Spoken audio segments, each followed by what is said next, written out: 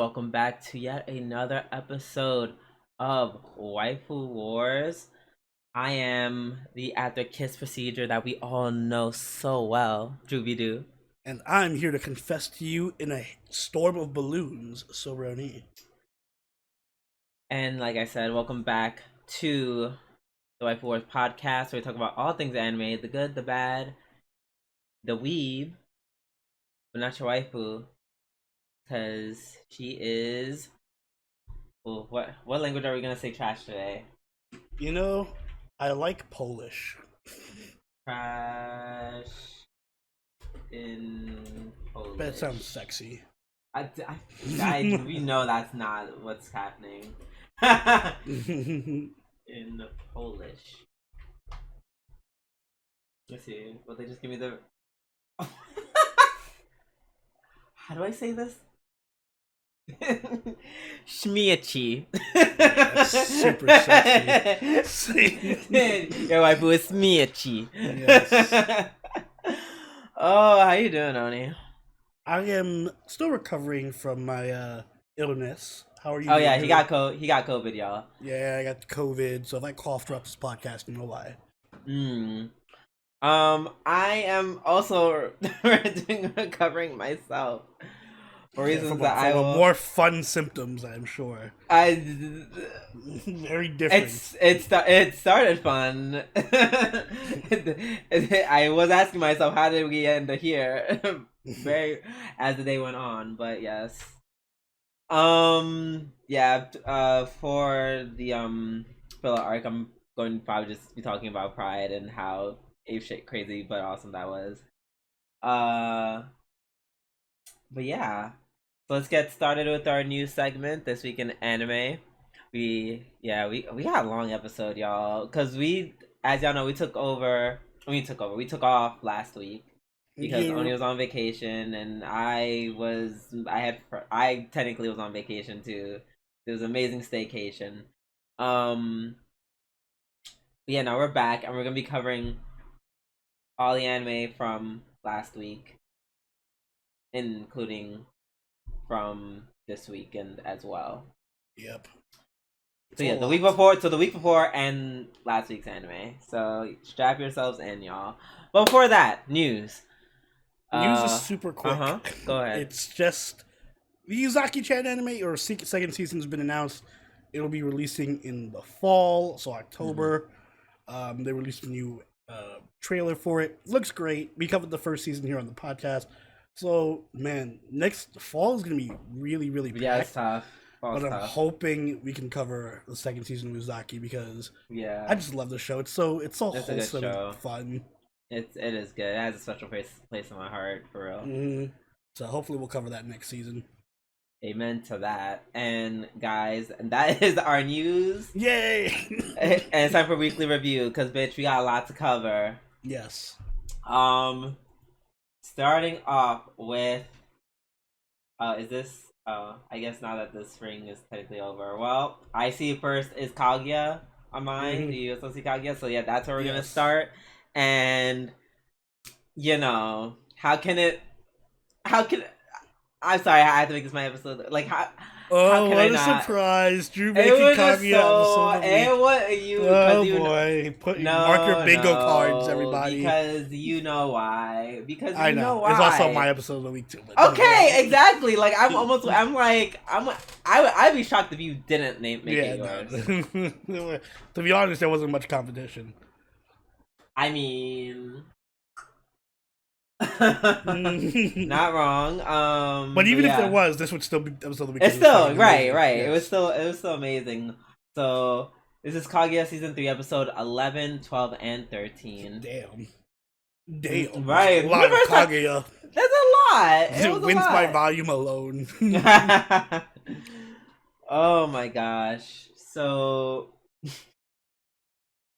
where do we start? Where do you want to start? So how did episode 11 start? It was a Phantom Thief. I don't know where this random Phantom Thief, and I'm not gonna lie, I really thought it was like, I thought it was a Persona 5 reference. Yo, when we were watching it during the live watch, I was just like, yo, is this literally just Persona 5 music playing whenever the Phantom Thief shows up? Right. I feel like that might be giving them too much credit because I forgot it's Arsene Lupin. And I was like, right, Yeah. that whole dude existed. I just didn't know his name was Arsene. I just knew it was Lupin. But Mm. yeah, so that was cool. And then I like that these last episodes truly focused on like the whole premise of this series. I feel like you may have mentioned it once or twice how you were like, I feel like sometimes they kind of got away from it. Yes. Oh yeah, that's a big thing. They came back to it.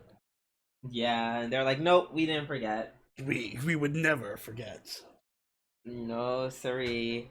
And they added, I feel like all these moments are just like tasty morsels for like the finale, just like good nice little appetizers. Oh, well, you missed the best part. The episode 11 started off with the "Take on Me" parody. There was a lot of parodies in episode 11, actually, and references. Uh, Yeah, I feel like I may have missed that one. it was like literally the Um, first scene. Kaguya's like staring at the poster, and then President Shogani's hand reaches out of the poster and like drags her in. They literally playing the "Take on Me" music. That's what that. Okay, I get. Yep, yep, yep. Yep. I knew it. I was like, seems like it's something. But I was in such a rush to watch everything. I was just like, I can't linger on it. Must keep watching. Must Continue. Must take content. Oh my god, that is so cute. Oh my god. Wait, I'm sorry. I'm just watching again because I was like, aw. It really is. Oh my god, I haven't It's seen like the music the most obscure reference of ever. because I have like only old people would know this. I think is the author for Kaguya just like or at least one of the animation team or something, like a bunch of old Americans, because the references they throw in there, they're a bunch of boomer Americans. Yeah, and uh, even most people haven't even like seen I the video of guarantee Take like on Me. 90% of Japan has not seen the video for Take I'm on pretty Me. sure like 70% of America has not seen Yeah. the video of Take Pretty on sure Me. anyone under 25 has not seen the video I've for Take I've on Me. only saw. How did you? Okay, let me ask you. How did you see the video Oh, of Take on I Me? love, I love that song, and I don't know, I went through like a phase where that was like one of my favorite songs. I would just always like sing it. So I watched the video on YouTube one day. It was on DDR for me. Mm. And they Maybe I play the heard it on video, DVR. and I tried really hard to not get distracted. Mm-hmm. It's a creative music video. Yes, very much. It's cute. Yeah. Um. I'm pretty sure we sang it, or saw the video slash sang it during like multiple karaoke streams. Oh yeah. But yeah, no, that is very specific, and I wouldn't have caught that at all. Oh my gosh, that's really cool. Let's see. So the whole thing with Tsubame, how do you feel about that?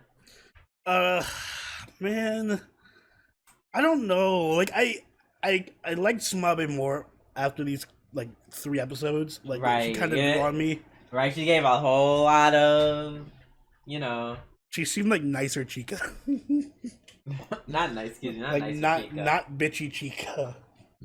Excuse me, she is nothing like Chica. I don't know what you guys like. Just because they both have pink hair. They both have pink hair and they're both very energetic and kind of whimsical.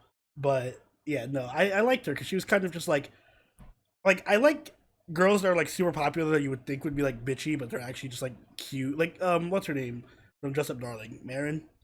Like I Yeah, like her because they have very similar personalities. Like, oh, you're a super popular, super hot, like you're the hot girl of the class, but you're actually very kind and nice and shit. So like I like her. I just don't like her for Ishigami. You know what I mean? oh, because you want her to be with, Well, that too, because I feel like they have better want him to, chemistry. excuse me. But also, I didn't like anytime Tsubame was with um Ishigami, I didn't feel it. You know, like I Mm-hmm. like her, but I don't think they had good chemistry together. Yeah, I mean, Both on a meta level and like a like character. Like none of their scenes were particularly funny, and it just kind of really? came across as more like anytime they tried to be romantic, it was just kind of awkward, which I think was the point. But still, Yeah, yeah, no, I agree. That's very intentional. It's not, hmm you know. I feel like to a certain extent, everyone is like, no, we want Ishigami and you Mm. to get together. I say Ishigami and you. That's literally his full name. Ishigami and Ino to get together. But yeah, I'm here for her figuring it out. Yeah. I actually liked her better with Kaguya when Kaguya was trying to like. Oh my god, that was so funny. Ugh, She was like, Devil Kaguya again. oh my god. When her voice just starts like cracking, like this. Like... oh my god, that was terrifying. I was like, oh my god, no, please don't. Like Ishigami would have never confessed her, which means it must be his rival. I'll get her to dump him in the harshest way possible. And then the moment she realizes that that homegirl's talking about Ishigami, she's like, "No, you can never do that. What are you talking about?" Yeah. Well, I don't know what you're talking about. That is so funny. I really like that one. Yeah. Kaguya really shined in these last couple episodes too. Finally. Yes. Oh, they said, "Bitch, we're going to give you all this character development." I'm probably like, oh yes, there was a reason I liked Kaguya way back when. Good. I forgot. It took till now for me to realize how far away the show kind of just drifted from her. Right. She kind of became like, I'm the person who's reacting to all this shit, as opposed to being like the one who causes it. Right. Exactly. And no, they were like, well, I hope you like Kaguya in your face for these 3 episodes, because that's all that's gonna happen. And I do.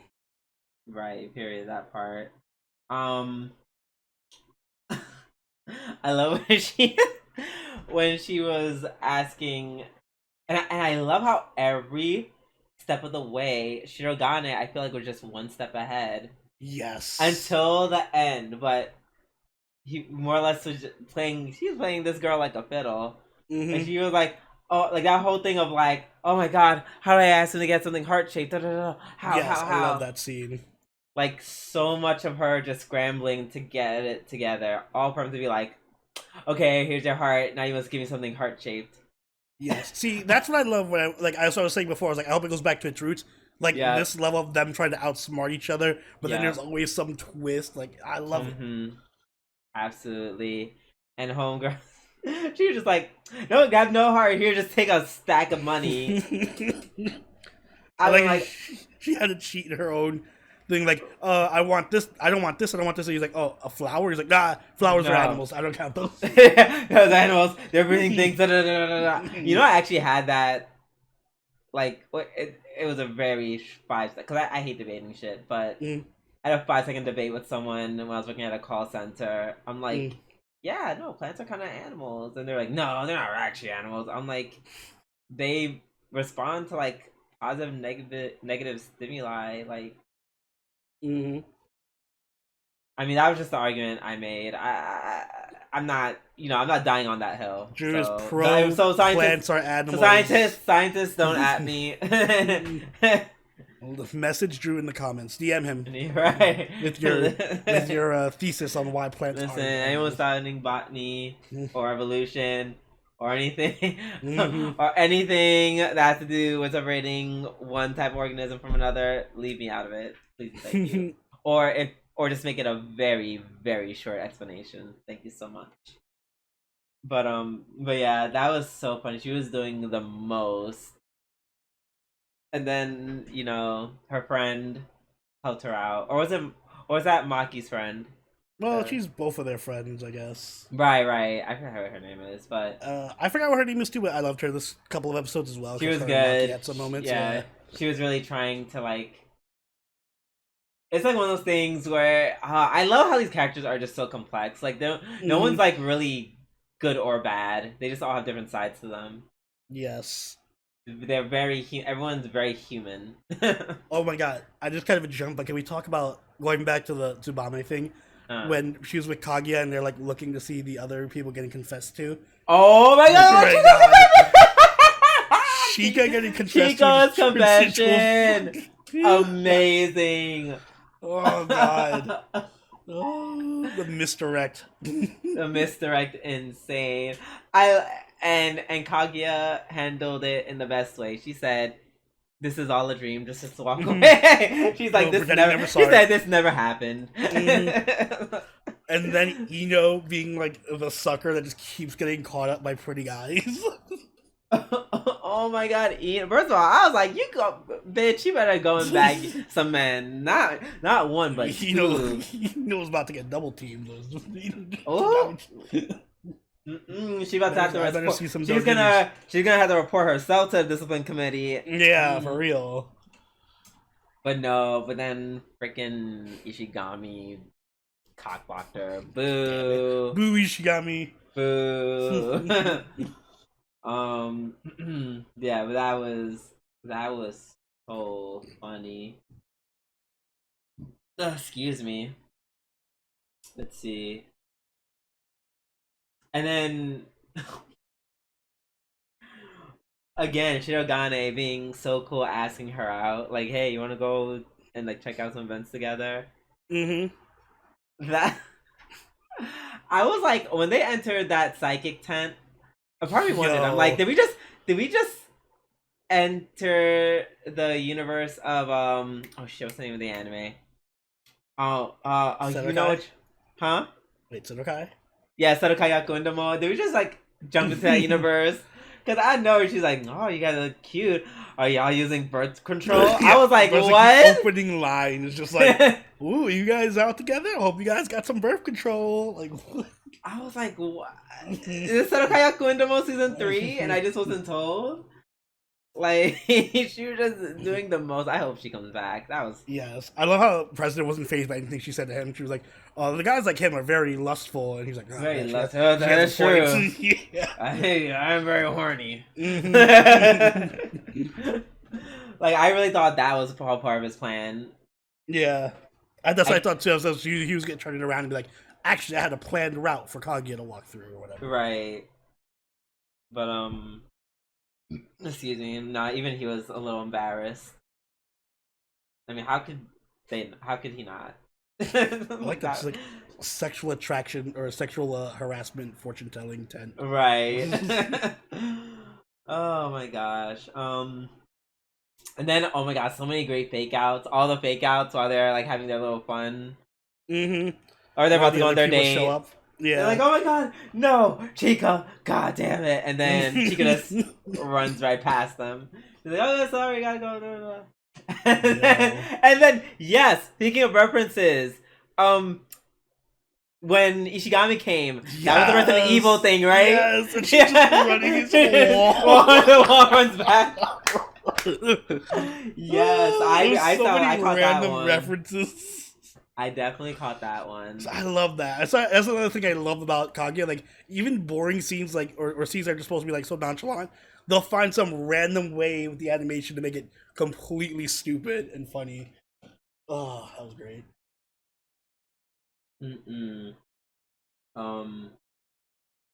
Yeah, no, that shit was really funny. Let's see what else. Sorry, lost my track in the notes. But yeah, no, I thought they had like the good dates. You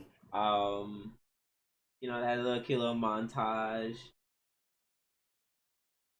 But all just in time.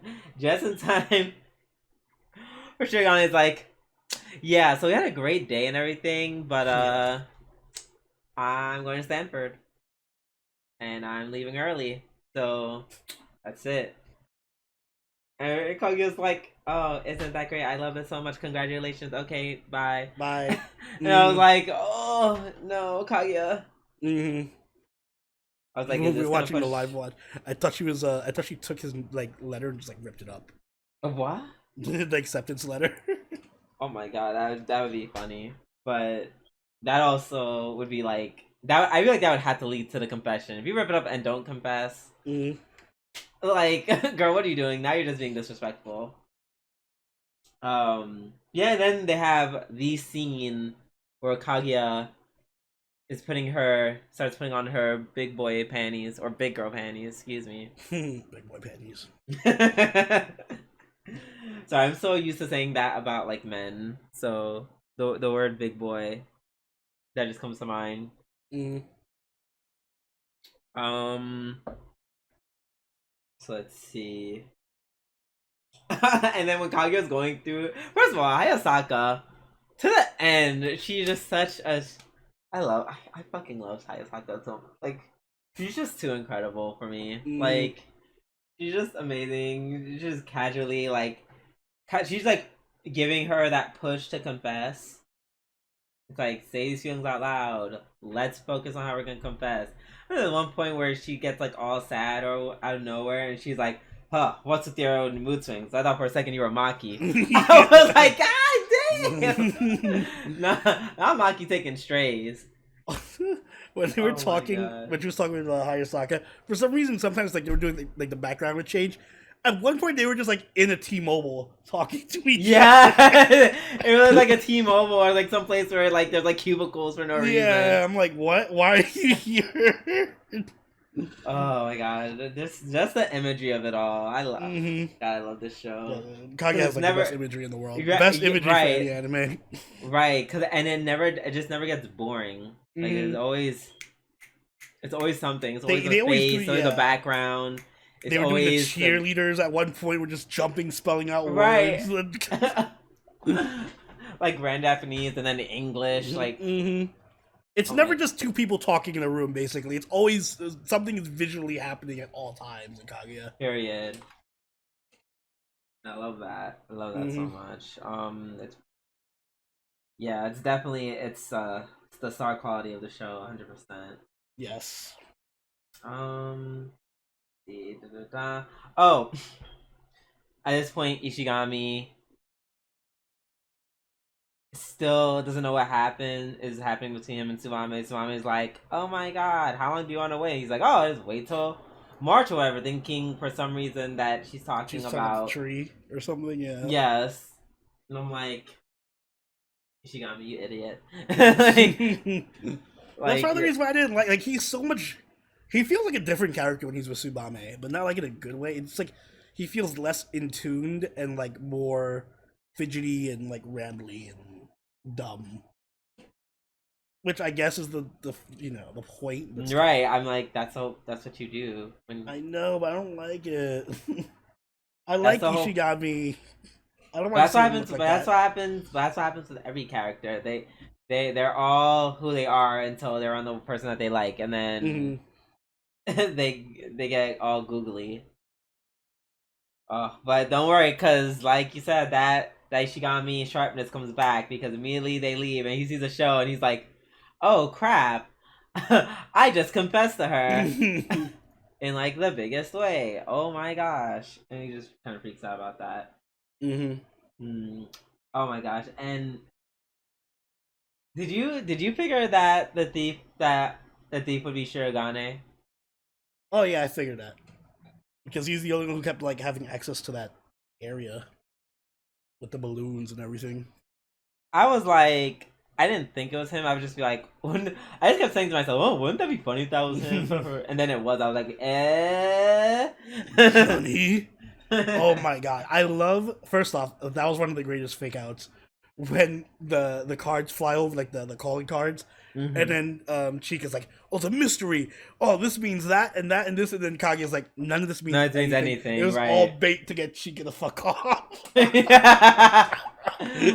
Oh my god, amazing job. Anti-Chika bait. Like, just get her to run off into her own adventure. That's all you have to do. Just give her this distractor long enough. Oh my gosh. And it's so cool because I feel like he distracts her, yet just do the whole mystery bandit thing or the mystery thief. What's the word I'm looking for? Not MO. Like, I'm like, oh, I'm doing a mystery thief thing. You know what I'm trying to say. But yeah. Act, trade. Act, gimmick, etc., etc. So yeah, I think it was like it checks multiple boxes. Yeah. And Kaguya's like, I figured it out, so I must face him alone Without you, Hayasaka. without you, Hayasaka. Which was amazing because the moment Hayasaka's gone, Kaguya loses the heart and doesn't know how to pay with money. I'm like, Kaguya, that's $100. Kaguya, that's $100. You're trying to pay. I mean, what if you want 100 coffees? Then you still need $1. Literally 5 seconds away from Hayasaka. My life is in ruins. Right? Like, no, I talked shit and I have to get hit. No. Oh my god! But then when she starts doing this like self-reflection, she's like, "Oh man, I like you so much because deep down, I'm like a piece of trash." And da da da da. I was like, "Oh, this is." I was like, "Oh, I'm taking this point of view. It's hitting a little too close to hand." Right? I'm like, "Shout out Kaguya. we are not the same." I loved it because like again, all these really deep scenes were like intermixed with funny scenes, but also really good character development scenes. So it was like just like the perfect mix and match of like drama, comedy, romance, and like introspection. It was just like beautiful. Yeah, basically. And then Shirogane does like his thing with the whole balloons, and it's revealed that he planned everything. Mm-hmm. From I like how far back he started planning this. All the way from episode 8 or 9. Mm-hmm. Just all for them balloons, which was, I was like, I know the whole point was that haha, we're supposed to confess to each other. I do like that the gag is they didn't have to say it with words. Yeah. I was like, that was because I'm just like, at that point, he's doing all this for you. It's like, girl, you know what he's saying. Or do they? Right. And I feel like it's like yeah, I feel like he did more. I think that was the cool part about the way this ended. They did both their actions went above and beyond just confessing. Yeah. He went as far to be like, get me a recommendation for Kaguya, and Kaguya, study with me. Go to college. I was actually surprised, but I didn't even think about that. I'm like, oh shit, yeah, he can invite her with him to Stanford. Right. I thought it was gonna be the other way around, where she just convinces him to stay, like Hayasaka was having her do. Like, oh, I just tell which we thought, yeah, I thought that's what would be a thing. I didn't think them going together didn't even like cross my mind. Yeah, I feel like well, yeah, she could. I feel like that was incredibly intentional. Mm-hmm. So that was awesome. And then she kisses him, which, by the way, best kiss scene. No, because I wanted to see them fucking kiss. I'm tired of this. You don't need to see them kiss. I know, I want, but I liked all the extra stuff they put around the kiss. So, like, right, they used all that. They did all the humor and stuff. Montage. So it was like fun. Music. The laser. When a girl gets laser beam. Oh my god! And she just starts quoting the Bible. Quoting again, 30-year-old boomers went to Catholic school. Wait, that's not a boomer thing. The Bible is not. It's not, but I don't know how many Japanese people are quoting the Gospel of Luke. So I don't know. Christianity's kind of popping everywhere. Don't you know? Maybe. But no, I love the biggest twist of this whole show was Chika's random adventure actually leading something. I was losing my mind during the live watch because when she pulled the book and it was like the hidden tower and it's right before the kiss, I was like, oh my god, if this is I thought it was gonna be a hidden pathway to the tower and Chika was gonna cock block both of them. I thought that too. Are you guys kissing? And like blocked. I was like so mad. I was like, Chika, if you fucking jump in front of these two, even though you're my favorite character, I can never forgive you. Right, I will throw you off the. Listen, I was ready to start swinging at the air, like, like Chika, don't you fucking dare! No, that's not what happened. Right, exactly.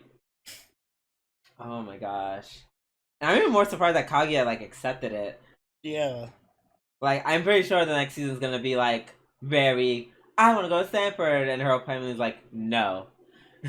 That's what I love. So my favorite thing about this episode is that it managed to do all this character development and progression with their relationship, and but it's still not still keep over. a Yeah. still keep a really good premise for next season, and keep that whole thing intact with like the dynamic between them. Because yeah, they Mm-hmm. kissed and everything, but Kaguya still wants a confession, and Yep.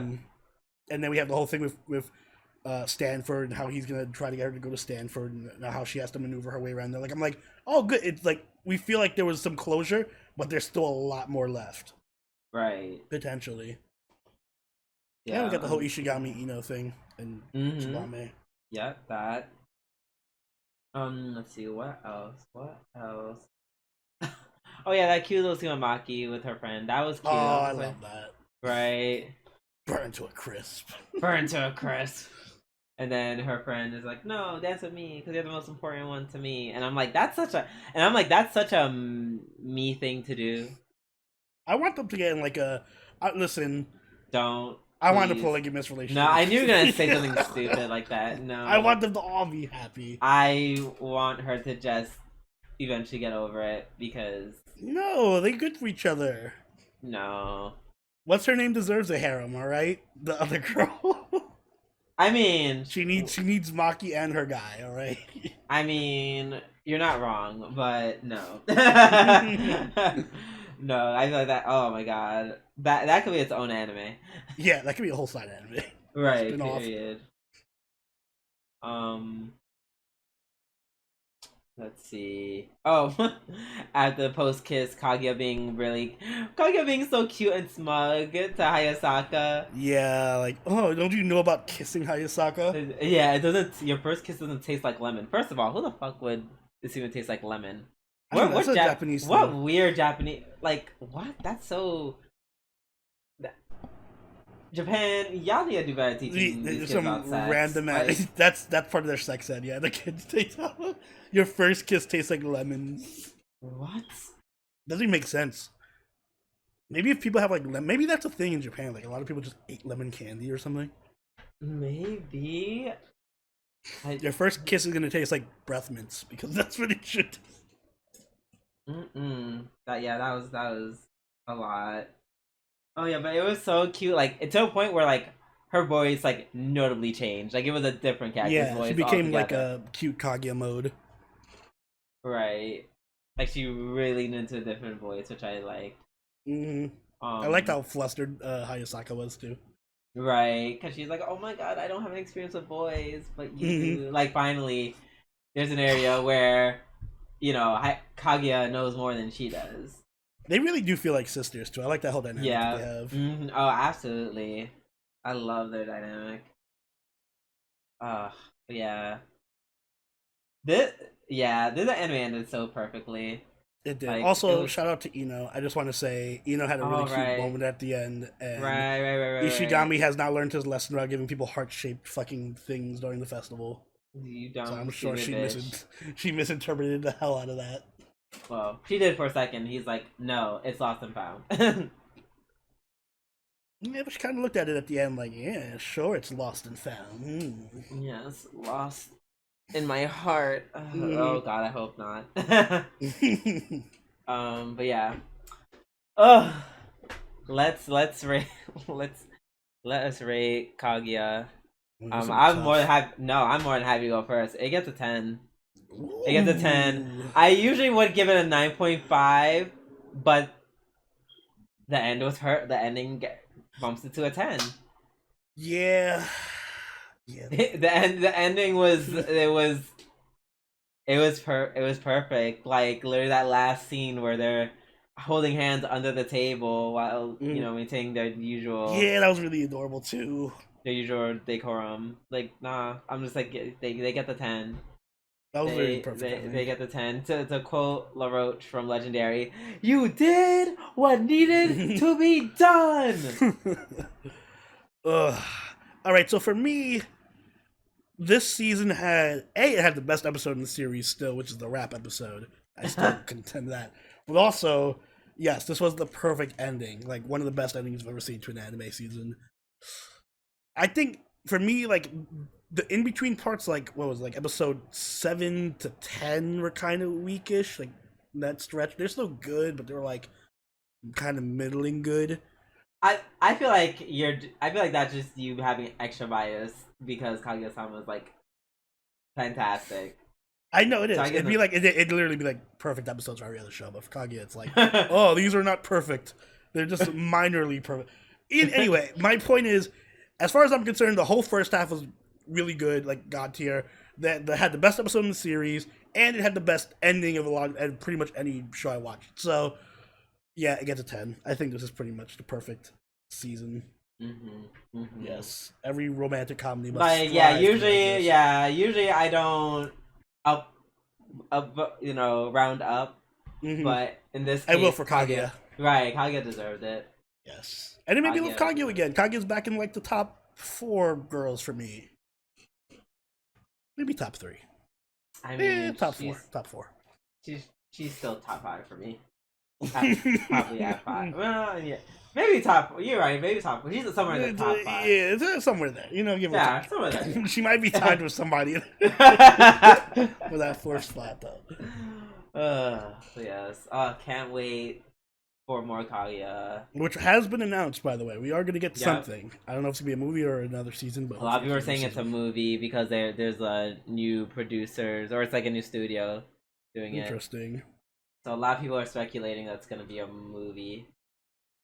Interessante. According to Savior, there's also a lot of manga left, so this could potentially stretch out for a couple more seasons, even if it is a movie. Yeah, so I'm super looking forward to it. Mm-hmm. All right, finally, let's move on to Spy Family episodes 11 and 12. Yes. So,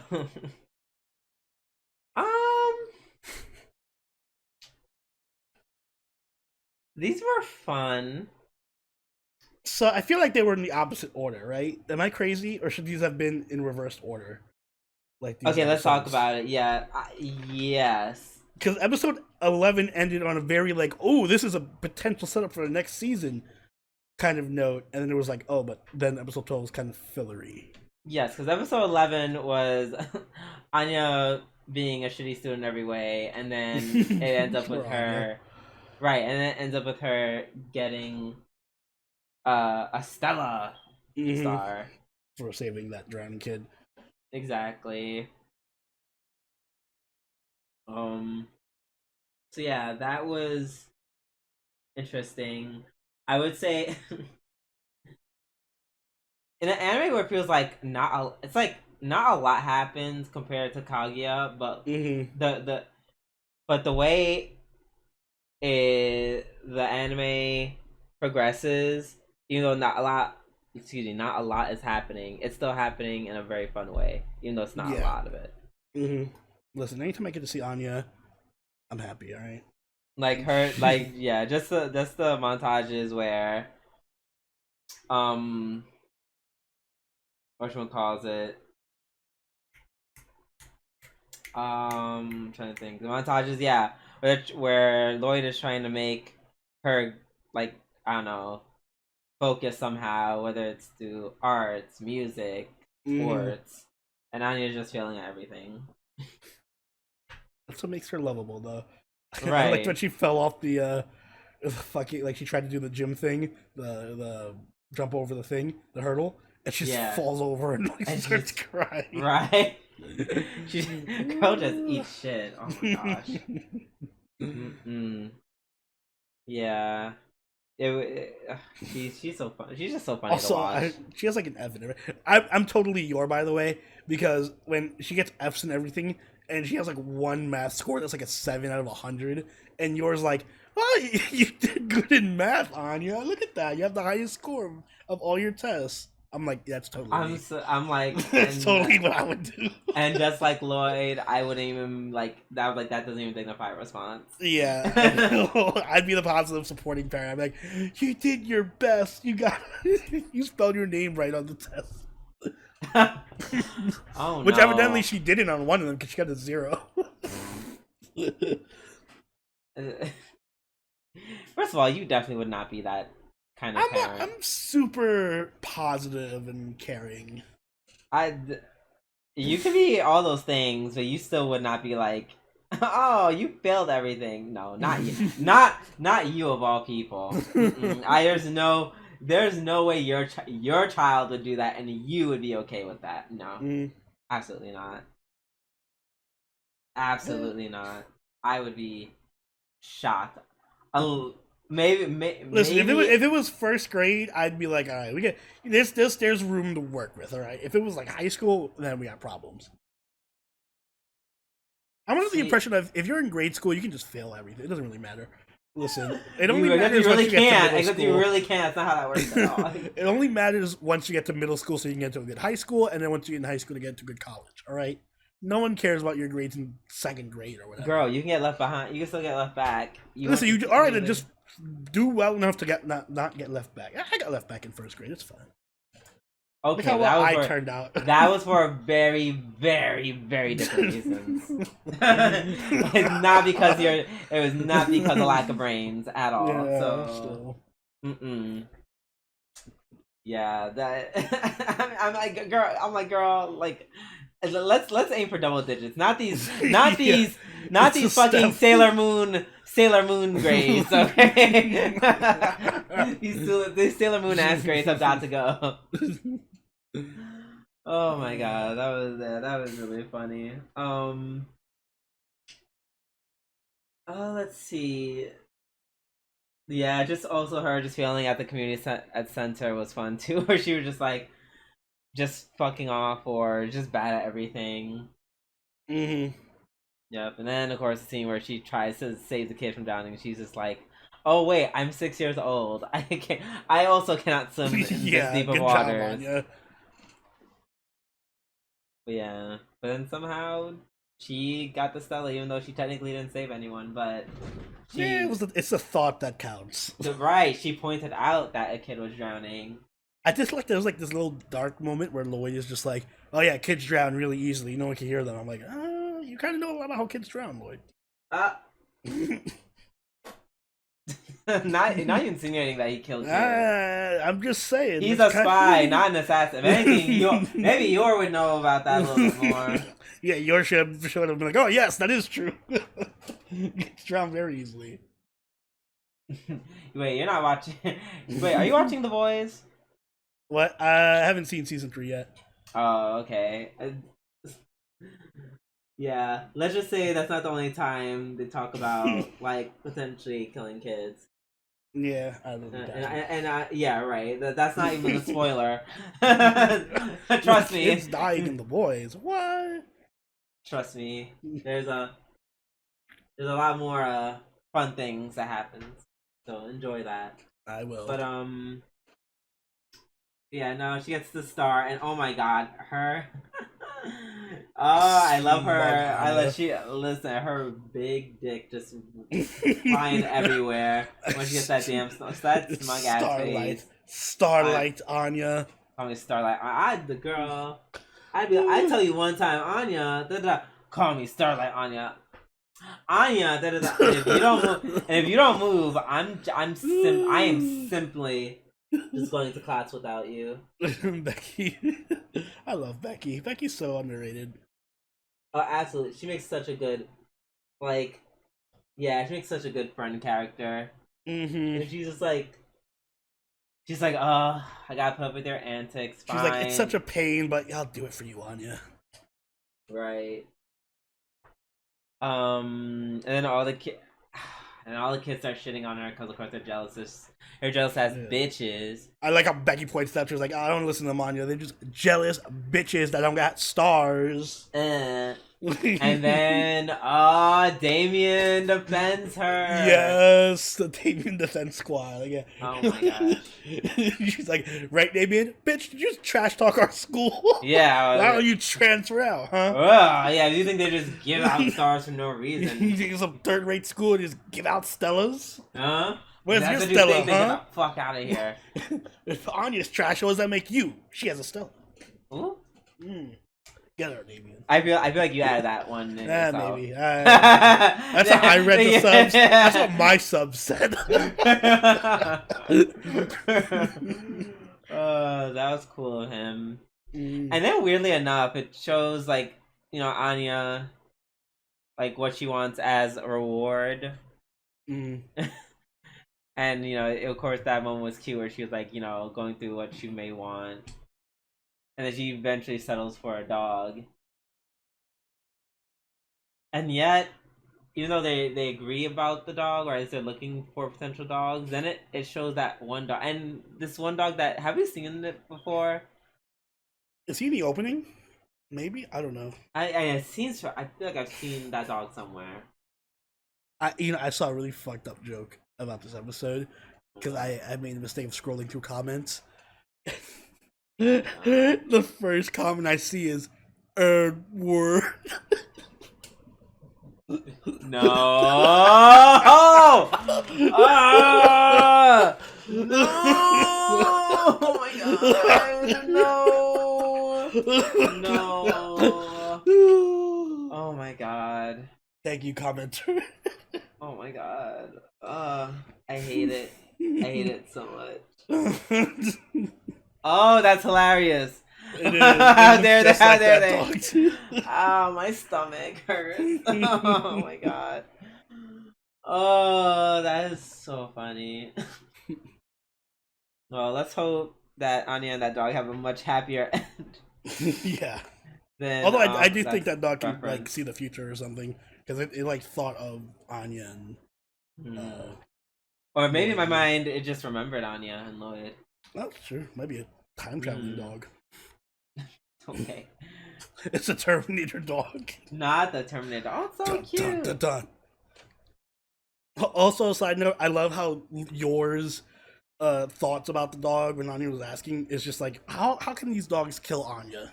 If we get a Rottweiler, it'll just tear her apart. If we get a Chihuahua, it'll just grab a blade and slit her throat. Right. It was like if we get a Great Dane, it'll just like, I don't know, fall asleep on her and suffocate her. Suffocate her. Oh my gosh. Also confirmed that Yor is indeed still murdering as she lives here. They just don't talk about it or show it. Yeah, she just. Can we please do a Yor episode? I want to see her murdering. Thank you very much. Kind of. I mean, it's not like I'm bloodthirsty. I just want a Yor episode. Yeah, exactly.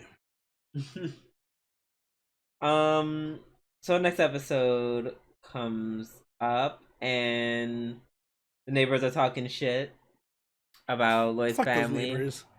Yeah. And it's so funny because like, no, we must be da da da. Even though I'm just like, yo, they're gonna talk regardless. Like, the way I would have just let it go and been like, fuck these hoes, and then and kept it moving. Like, damn, you see how nice this apartment is? Of course I gotta work late to keep the fucking rent up. Right? Hello? It's a 3-bedroom apartment. Period. So then he ends up getting like summoned by his handler like a lot. I guess to the point where he's like exhausted. I love how like he goes to the handler just to get a coffee and juice, and he's just like, "No, you must do this thing," and he's like, "No, I hope it's possible. I gotta do something for my mission. So I can't just get a coffee. No, you must go.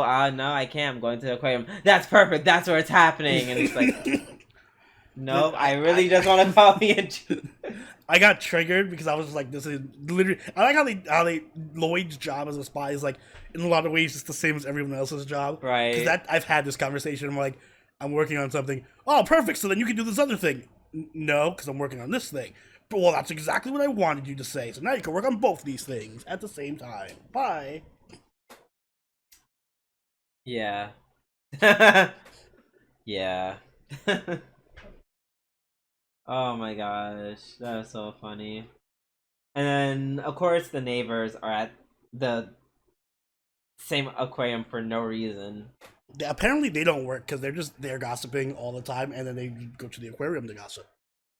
I feel like they were like not nosy. They were just bored, and they're like, let's just tail them. Yeah, we have nothing better to do with our lives. We're all retired. Being so boring that you can just tail other families on their days off. And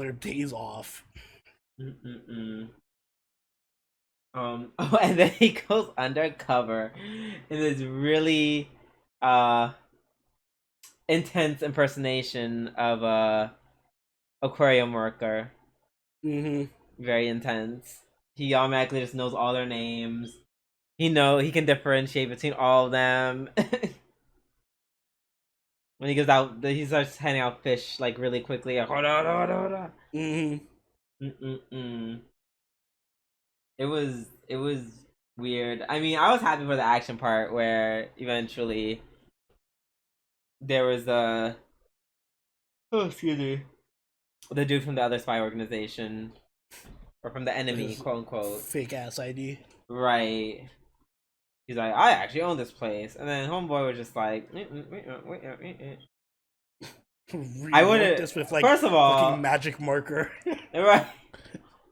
Also, if you're trying to like, I feel like there's better ways he could have exposed the other guy without exposing himself. Yeah, I was wondering that too. Like, this is not really the most smart way to do this. If you're a spy and trying to be undercover. Right. Like, I feel like you definitely could have come with another excuse. Like, it would have been like, oh, well, you don't have the correct apparel to be handling this, or gloves or whatever. I would have been like, well, let me ask my boss. With that too. Also, I had to ask my boss. I can't just give the penguins away. Right. We could have done the whole, I have to get through the tape of a bureaucracy. But instead, he couldn't even like been like, oh, can I see your badge? And then just like drop it. Oh, I dropped it on the water. Here you go.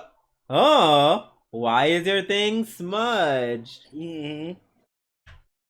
Now, if you pull out the gun after that, then I guess, yeah. First off, the guy just like, way to go nuclear option, just pulling out a gun and shooting. Like, dude, you're still in the middle of like this aquarium.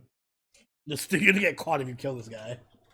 Right. Like, are there not cameras? You got cameras. You got the other people working there. There's a penguin there.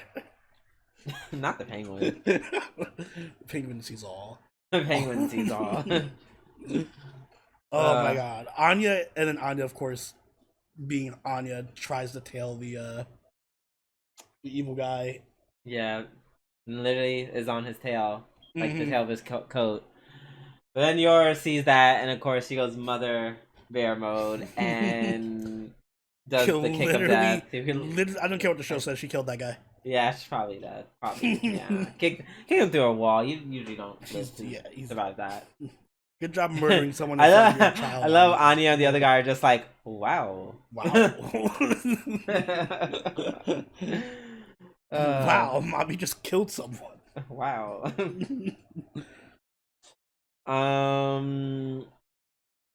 But yeah, so that cute little story wraps up, and then the season ends with, I guess they have a moment where, oh yeah, Anya's playing with her new stuffed animal, and then she's like, I'm showing the animal everything, and like I'm showing it everywhere, and then she introduces the stuffed animal to Mom. I love her description for Yor. She's strong, but she can't do anything else. I was like, damn. Sucks to suck. I think that's a little harsh. I think that's just a little bit harsh. That's not fair. Yor is good at two things, and I'll leave it at that. Okay, so what's the other one that's not killing? I'll leave it at that. Oh, I don't like that.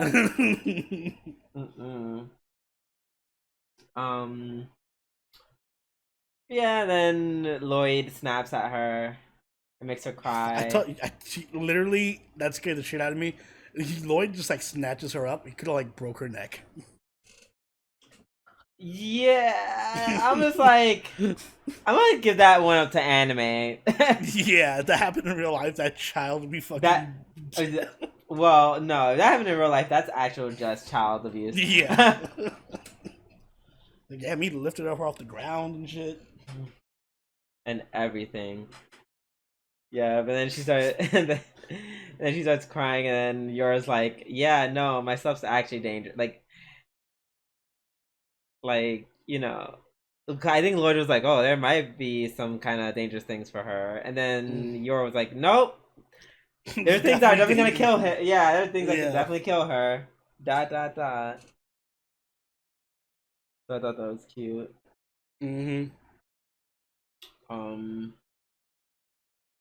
and yeah, and then they end up getting involved with her little, like having like a weird play date where they're running around with the stuffed animals, which I thought was cute. Yeah, it was super adorable. Seeing them embarrassed like that. Yeah. So all in all, it was a good anime.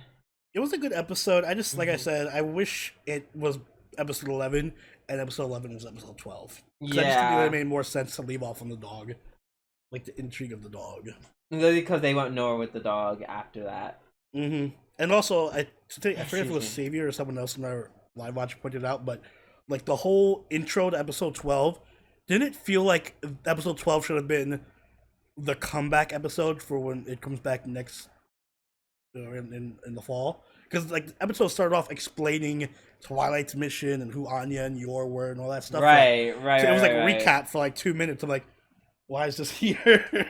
It's the Right, last episode of the there was season. a lot of recap. Yeah. I definitely skipped past it. So I was like, Yeah, so I'm just like, yeah, these episodes were kind of weirdly ordered, but it is what it is. They were good agreed. too. Yeah. All right, time to rate it. You go first because I went Are we first rating last it? time. Even though it's just one core?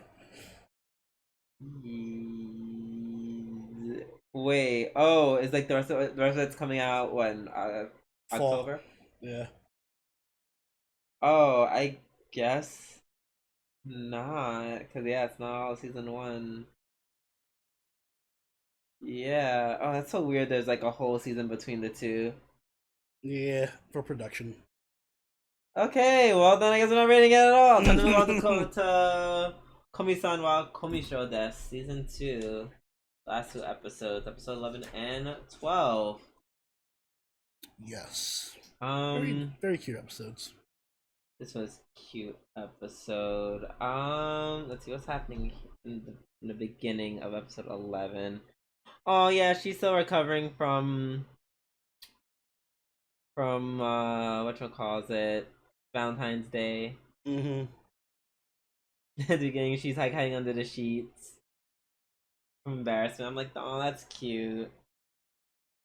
One thing I really liked, I think this is also towards like the beginning of the episode where they're about to enter in class. I feel like someone asks Komi a question, and you just see all the memories of them on the windows. Yeah. That was real. Oh, I love that. I love that. Like next to Kaguya, Komi has such great visuals. Mm-hmm. That was really nice. Yamai being Yamai over her type. This was Her the tights. my episode as far as I'm concerned. Right. She's like, oh my god, her tights. Does Komi not notice her behind her, just like creepily dancing around her legs? I guess not. And they have like a whole thing about it, and they're like, "No, come with me." And I'm thinking, "Oh, this is going to end like, kind of wholesome." It was a little Yeah, I like nasty the at first. wholesomeness of it. It was gonna be wholesome, and then this bitch is running outside with Komi's tights on her face. Oh my god, I like fell over. I really Komi, can't why are with you her. friends with Yamai again? Right, like this girl is like I just want to make it very perfectly clear that what she's doing is not okay just because she's a girl. Regardless of her gender, what she's doing is creepy as fuck and is all types of sexual harassment. Yeah, All of it. Every single bit of it is. All of it. I like how Tadano just watch, like, should I stop? Should I do something? And he just sees Komi's legs. He's like, ah, yes. Never mind. Right. He just sees the her bare legs and he's like, what was that thing talking about again? Mm-hmm. So yeah, that whole scene was funny.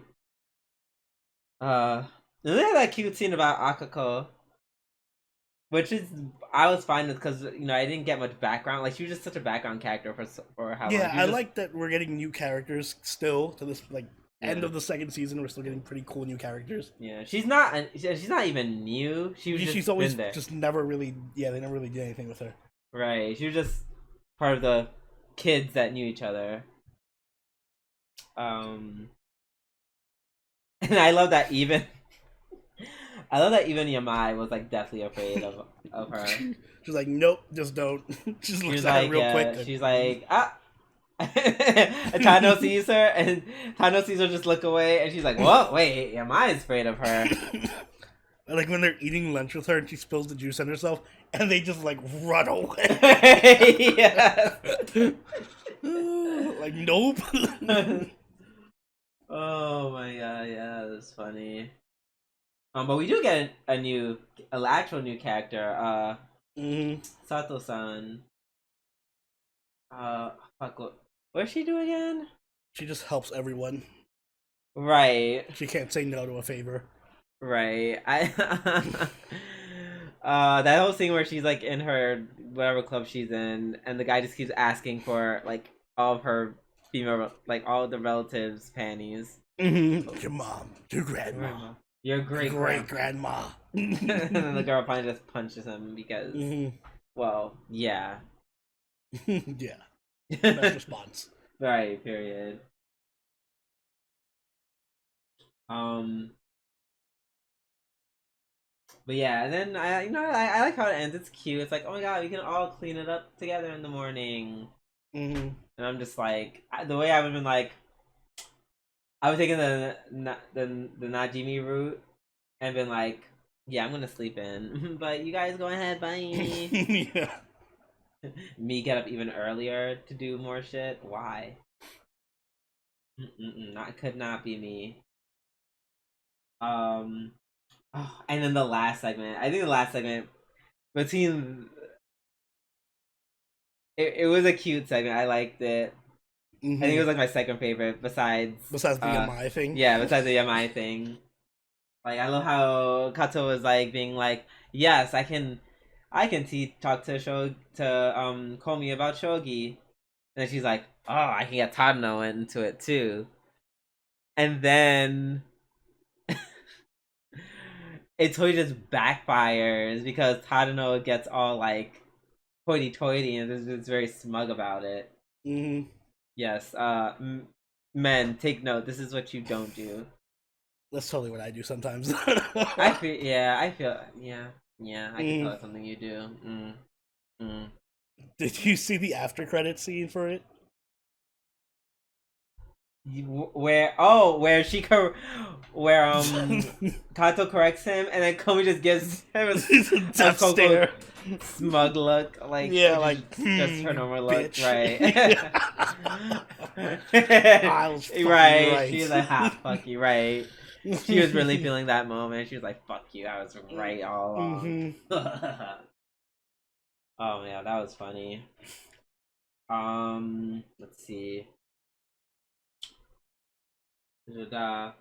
Also, I'm just like, girl, why 100 friends? Is 30 plus not enough? I know, for real. Come on. I feel like 100 just like you just want a round number, you know? Bitch, I'm like,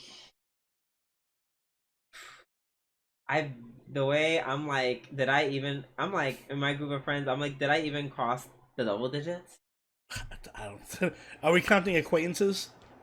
No. Then no. Right. Like, man, I saw that question. Did I? Did I? All right. Oh, right, episode 12. I was like, oh, time to rate the episode. All right, so episode 12, White Day's coming. Whatchamacallit, Tadanosis is catching on. And she's like, ow, help. So shout out to Hitomi. Yeah, I like that she's getting more involved in these as the seasons go on. Yeah, I like her. Yeah. It's hard for me to find a character I don't like in this. I pretty much like all the characters in the show. Yeah, absolutely.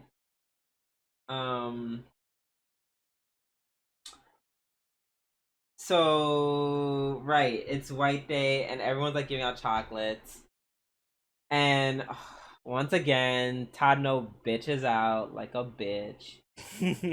Oh my god, just as bad as when she gave the chocolates. No, this is worse. Even because I feel like that at least that time he wasn't even aware that he was bitching out. He was like, "Her, dude, thanks for the chocolate, her." Then he's like, "Hey, would you like to go for dinner?" Cause I was like, "What?" I was like, "What?" Bitch. I was like, "No, why are you so pussy? No." Mm-mm-mm. And then it backfired because now he had to go to her house to give her the chocolates. Yes, and we get to see more of Komi's mom being Komi's mom. And Komi's dad being Komi's dad. He just walks in and sits down. and he just drinks the tea that he did not have no intention of giving to Tadano. No. Oh, that's pretty funny. Right. I love it. Komi just barges in. And Komi's like, yeah, she starts freaking out. She's like, oh my god, get out, get out, get out. And she knows that her whole room's like kind of messy. Yeah. Freaks out about that. So yeah, she's completely caught off guard, and it's really cute. And then, he gives I think it's a cute gift. Yeah, it is a cute gift. Some candies with some hand cream. That is cute. Also, if you do all that instead of giving me chocolates or cookies, it's like trying to. I know what's up. Yeah, that's a bit of a more. But that's why I like it because it's like more than just like it's a gift that requires thought and a little bit of money. So it's like there's clearly something more to this gift. Yeah. So, I hope that leads to something else. I feel like we're still in a good direction. Yeah. Even though towards the they do the very Komi thing where it's just like, oh my god, we're all getting involved in something crazy and ridiculous. Like the race wars are funny because it's just like, it was the expectation versus reality. Yeah, they were like, we have leftover budget. How do we use this budget, sir? Quick, a racer war segment. Just fucking budget everywhere. Everything, right. Make the fight scenes look good. There was more budget in this 2-minute fucking segment than all of Shield Hero. Than all of this, the racer war segment looked better than any fight in Shield Hero. Girl, I don't.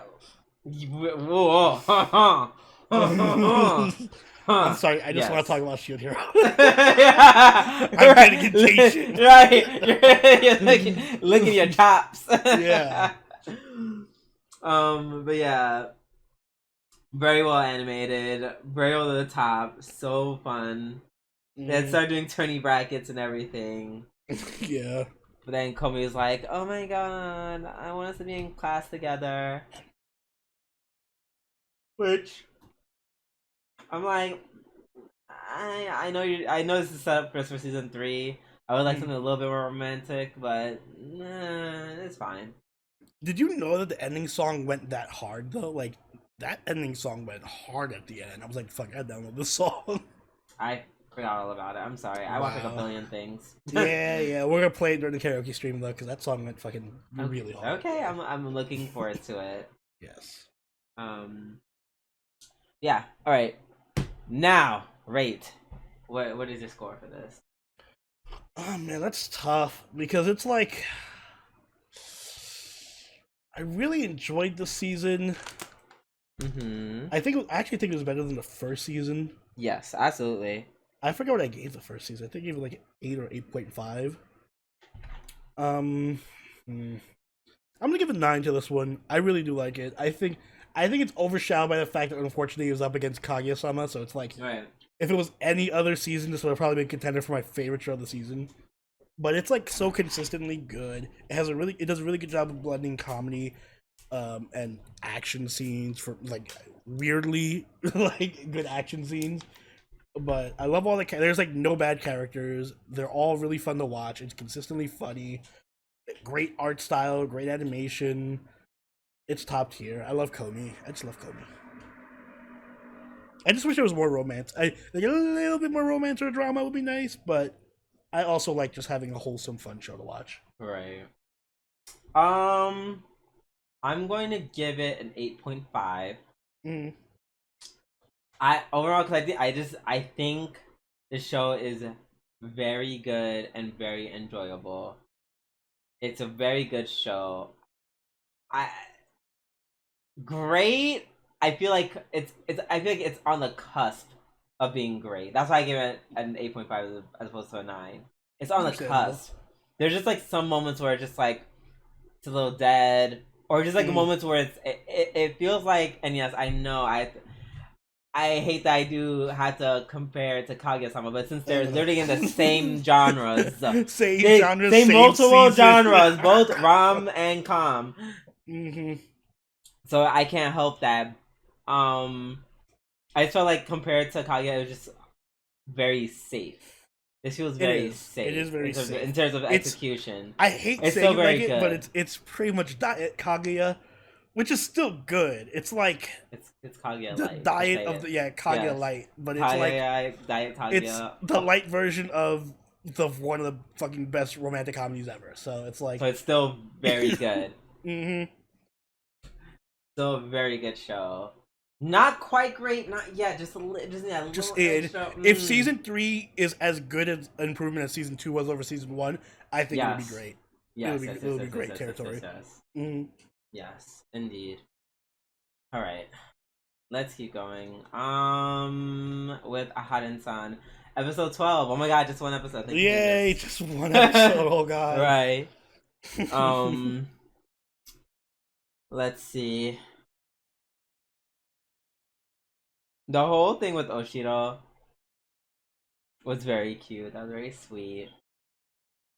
Just the whole part that Aharen just keeps catching her. He's like, Aharen, you're there, you're there, you're there. And then to the point where Raido even catches on, is like, I gotta do something. Goodbye. Yeah, bye. I love that we actually got some little bit of backstory of why they're so close, or why she likes her so much. That was cute. It was cute, and she's like, yeah, it was a cute background story. I love how they're like thinking about to do, and she's like, I'm obviously gonna beat your ass at martial arts, so let's do a Versi. In which he wins in a very beautiful way with the heart. Right. Excuse me. Listen, say what you will about most romantic or about Aharen-san, but most romantic comedies wouldn't go this far to have the actual confession. Yeah, that's what I like about so much. It was really, it was really good. And she's getting all blushy and like, oh, like that was really cute.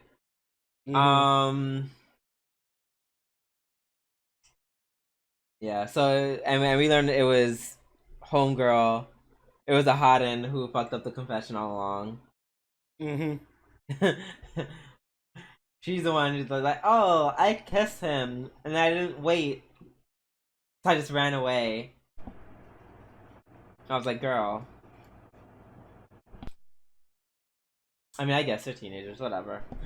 Yeah, she's a teenager on top of being awkward as she is. Right, she is awkward as fuck. So yeah, that was. So we get to learn that. Just learn background story behind everything about the whole confession.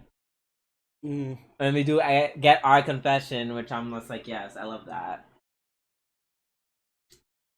The whole loopiness thing, I didn't quite understand. I went as far as to Google it, and it was like, I'm not getting. What extra meaning are you talking about? Yeah, because he said what the meaning was, and I looked up, and they're like, yeah, this is that meaning. I guess because he didn't know the meaning was like romantic. I apparently neither does Google. Google's not romantic. That's why. Right. Mm-mm-mm.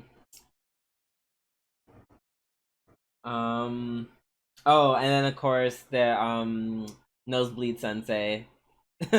Yeah, getting one more nosebleed in. Yeah.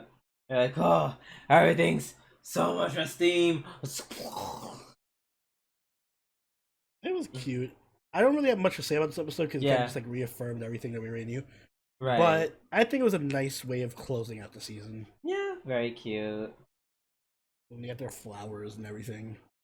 Absolutely.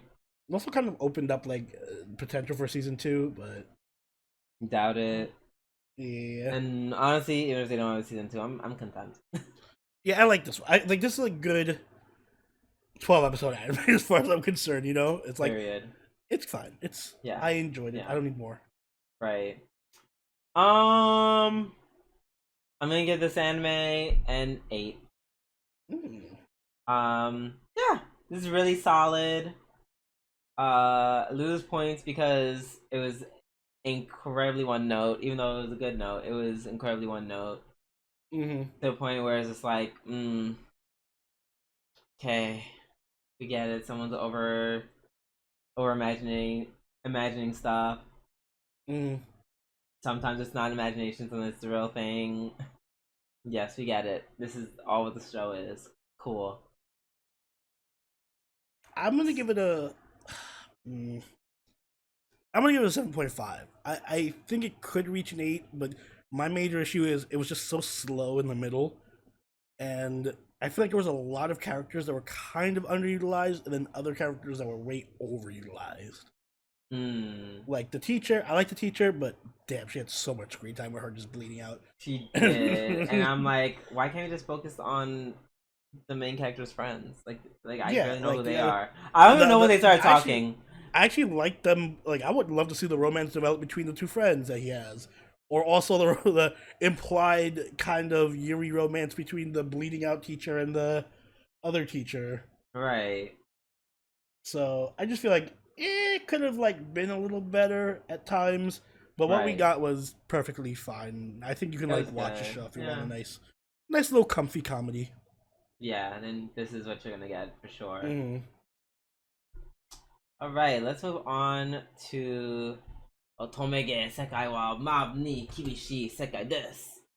Episode 12. Yes, another episode, a one episode recap. Yeah. Oof.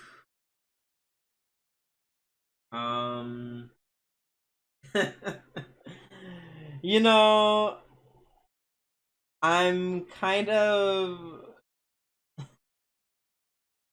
I don't know how I feel about this. I don't know. I kind of like it because I thought it was gonna be kind of like more like an episode 11 thing, where they're gonna like, oh my god, everything's animation, wah wah wah. But they, the whole fight with the Dark Knight ended relatively soon. Yeah, I told you it wasn't gonna be that much. It was just like, thank God, quick fight, little right? It was like, and I will say, regardless of the animation, because we already talked about how bad it is. It was just funny how he just jumped out of the cockpit with a shotgun and just like, like, I win. Yeah, it's a very. I feel like I've seen. Oh, that's similar to what happened in Kaguya-sama. I remember. I was like, that scene was just bugging me. Like, what other anime was there where some guy just jumped out of his mech and like pointed a gun at someone else? I forgot, but yeah, no, I liked it though. Yeah, very cool. And then they end up taking the ships as prizes. Oh, shit talking he did was like, you guys lost to a bunch of fucking kids. Right. Oh god, and him just rubbing it into everyone's faces. It's just like, so peak Leon. Oh, so good. Yes. So good. For some reason, all of a sudden at this point, Olivia and Angie want to know who is the walking robot, has been with Leon for like the past. Who he's been talking to for the past 12 episodes. 10 episodes, literally since like episode 2 you've been here. Right. You're like, oh yeah, who's this person, by the way? Mm-hmm. And they're like, oh, I kind of don't know who you are or what this science is, but you're cute, so why not? And then, oh god, the joke, the fight between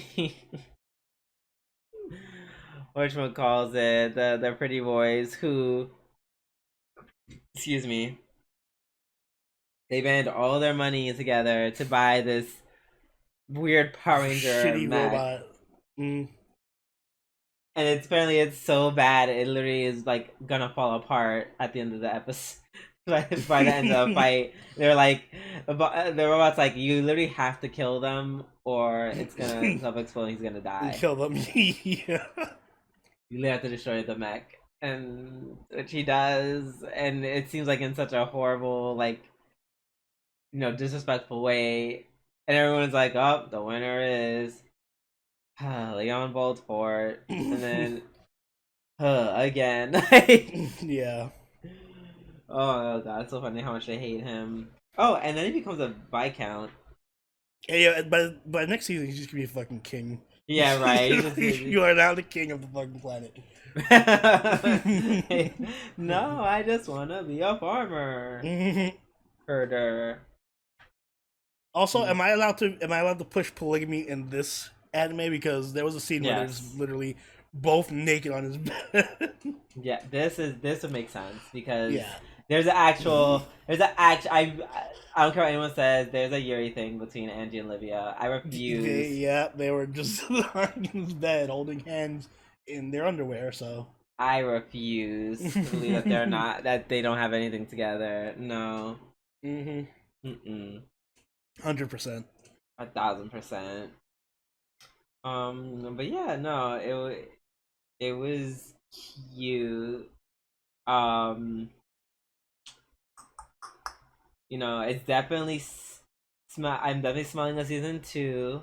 Yeah, I think this will get a season 2. Absolutely, I think so as well. Let's see. Did I do anything else? No, I think that's kind of basically the skinny of it all.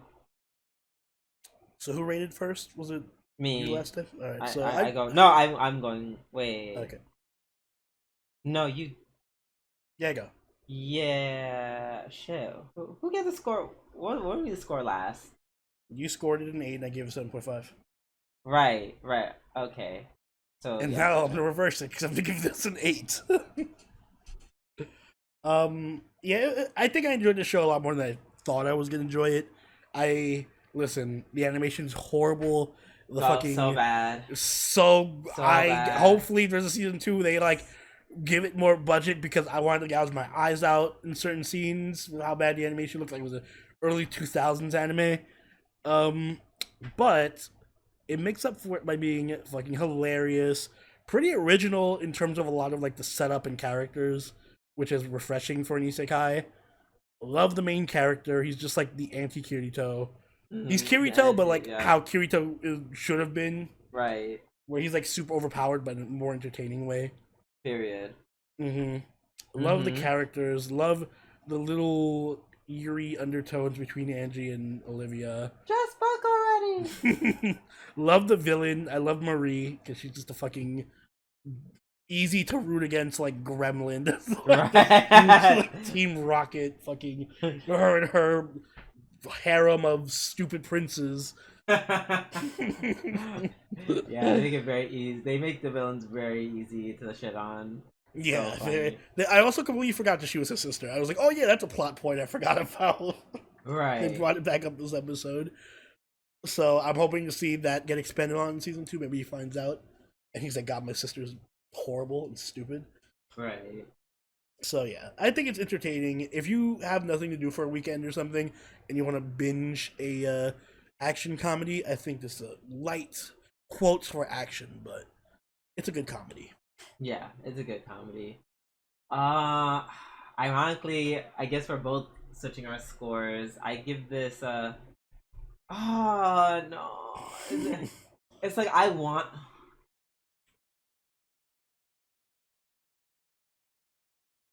to give it an 8 so bad. I Mm-hmm. really want to because like you said, this was such a joy to watch. It was just so funny. Um it's so funny. Okay. So like objectively objectively Mm. yeah, I'm giving it a 7.5 because objectively there should be a 7. Without taking my personal bias out of it, it should be 7. With my personal bias, it's an 8.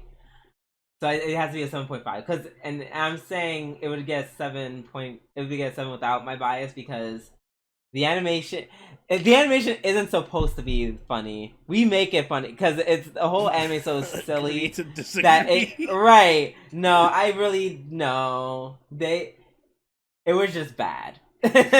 We took it fun. We found the humor and tragedy. Yeah. And just ran with it. So I can't the part of me that loves being a critique can't overlook that in good conscience.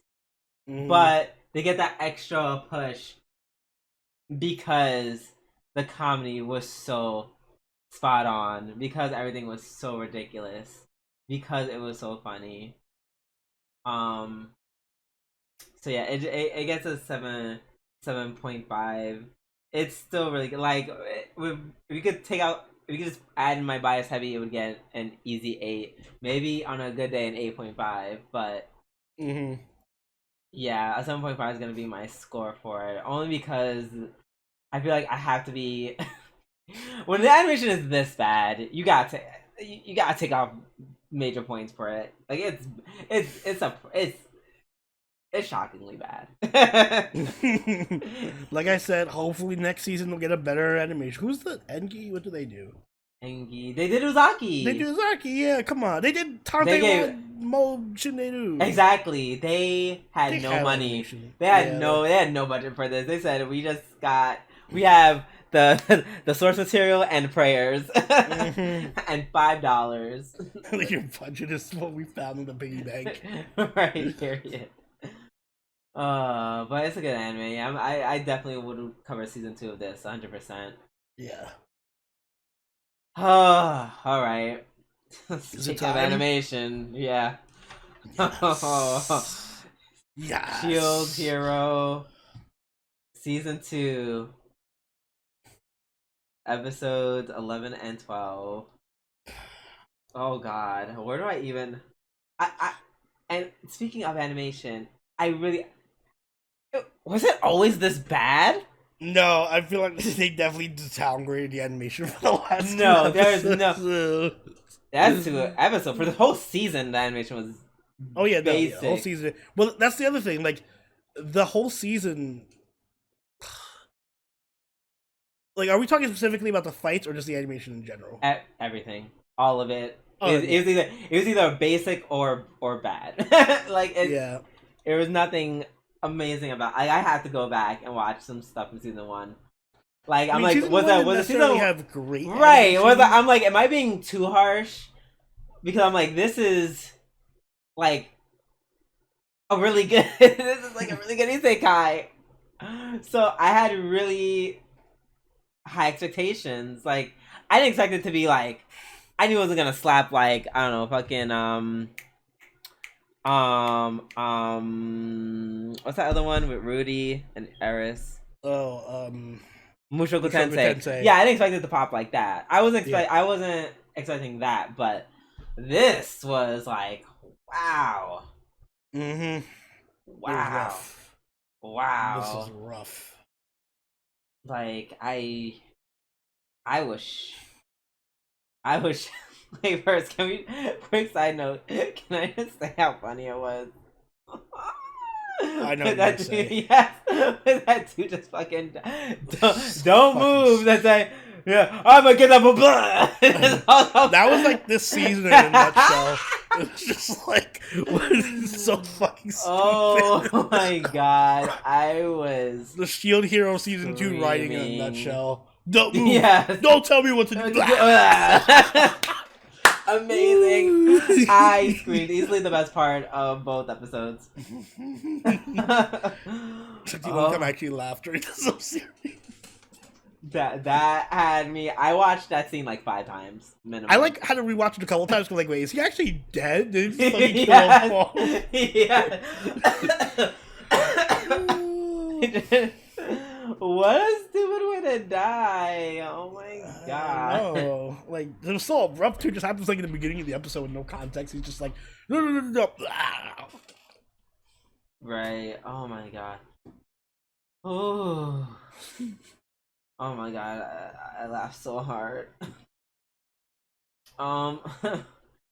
But yeah. No, that was hysterical.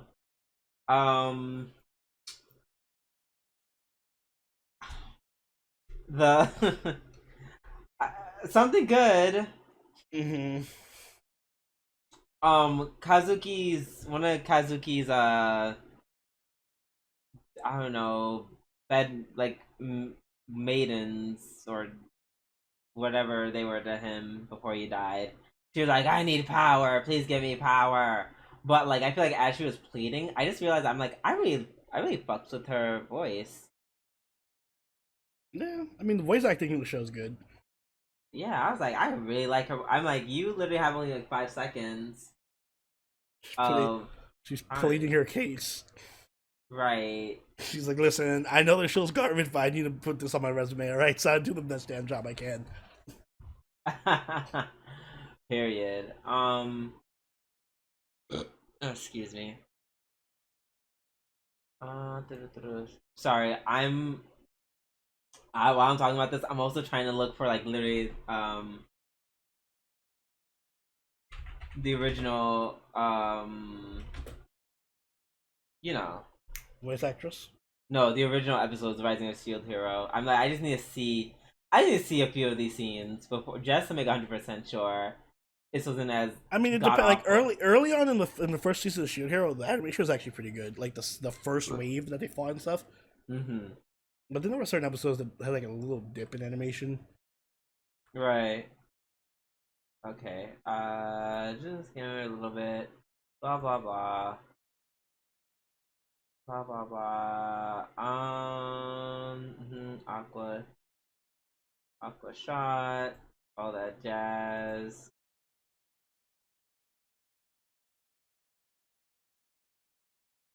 Not everyone doing meteor. Everyone all their meteor attacks. But yeah, no, I would say the CGI on this is actually pretty decent. Okay, decent might be a strong word, but it was it was okay. This is good. I'm not mad at this. I'm not. No, I would say this is still better. You're doing the thing where I'm gonna do, where I'm just like gonna have retroactively take points off from season 1 because season 2 is so bad. No, don't do that. That's what I'm gonna do. Nope. This is still. It's like.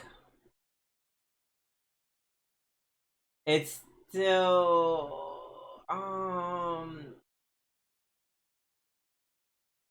I'm looking specifically. It just looks cool. It still looks cooler. Yeah. No. Everything, yeah.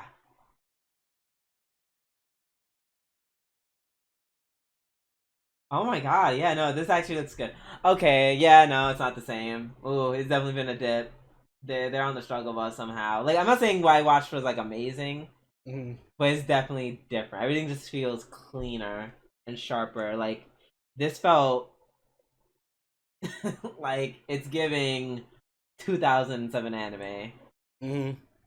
In season 2. I think a lot of season 2's issues though is also like, yeah, the animation, but coupled with the fact that the fight choreography is horrible. Which I'm like, the animation was bad. and yes, this is gonna be, because before we even get there, because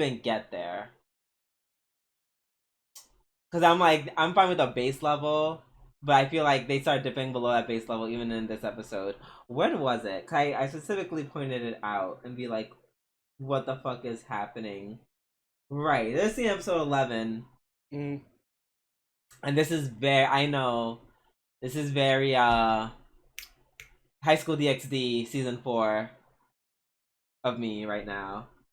But the dialogue, there's like the dialogue where Arc and Naofumi are talking with each other.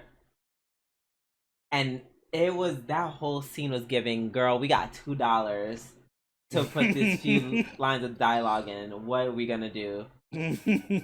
Like, the eye contact was weird. The Arc's hand, like, waving back and forth, like, implying that it's touching Naofumi. I'm like, what the fuck is this? What are you doing? Why is his arm just waving maniacally like that? Oh my god, I just said pause to that because I'm watching it as we're talking. I just found that scene. Holy fuck. He's not touching him, he's just like waving behind him. Waving behind him. Their eyes are barely, their eyes looking at him. He's like looking at a camera, like, did I hit my point? I think he's just having a stroke mid-conversation. Right! Just like freaking out in the back. I'm like, what the fuck is happening? It was giving High School DxD season 4 in that scene. Yes. My god. Okay, also, now we can talk about the horrible fight scene. Yes. What's her face shows up. Kills waifu. Who, Raftalia? No, the green-haired chick that shows up to fight them. Oh, Mauricia? No, the other green-haired chick that shows up to fight. Oh, bitch. Okay, because now, see, I wanted to go back to the fighting, but now we have to go back and talk about what the fuck happened to her. You're like, oh, they're kind of new homunculus monsters. Her. Bitch, she looks like she's wearing a torn mask. That is not her face. That is not her face. Either blend it to make it her face, or just make her, like, a tiger girl and leave it at that. I'm like, what the fuck am I watching? Like, so terrible. Like, everyone else has, like, it was, oh my god. The blending of the creatures and the humans were so bad. So bad. It was, like, that hurt my soul. Like, yeah, it was horrible. There was another green-haired girl. Oh my god. So full not the tiger. No. So it's not the tiger. Wait, which one was it? It's the one that fights the group, and she, like, was friends with Kyo when he was a kid or some shit. Oh, right, her. Yeah, and she gets her ass beat, and then she just switches sides because she got her ass beat so bad. So here's my issue with this show, and I think that this episode kind of epitomized it, is, like, it made me realize that the writing for Shield Hero is pretty bad. Like, the plot is bad. I don't think the plot is bad. I think I do. Like, think about it. Let's go back to season 1. Season 1 wasn't terrible. Like, alright, the plot in season 1, it wasn't terrible, but it's not, like, amazing. It's very generic isekai. It's not. He literally gets framed for sexual assault and then has to, like, make his way back and, like, grind and... Yeah, but that's all character development stuff. I like the actual plot of them fighting the waves and stuff is just kind of just like, meh, alright, they fight the waves.